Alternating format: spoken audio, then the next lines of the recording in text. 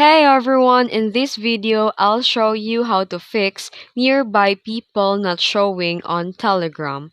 Let's get started. First, you need to enable the location services on your phone. Here you can open the settings and scroll down and tap the privacy and security. Then here tap location services and make sure that it's turned on. Next, you can allow location access for Telegram. Still in location services, scroll down to find the Telegram and tap it and select while using the app or always. You need to make sure that precise location is enabled for better accuracy. And refresh the people nearby in Telegram.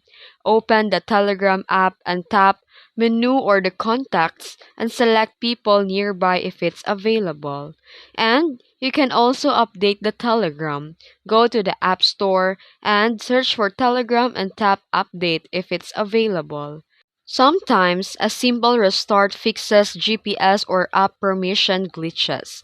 You can switch between Wi-Fi or mobile data if the list doesn't load. And that's it. These steps, the Nearby People feature, should start showing results on your iPhone. If you found this video helpful, don't forget to like and subscribe for more tutorials. Thanks for watching.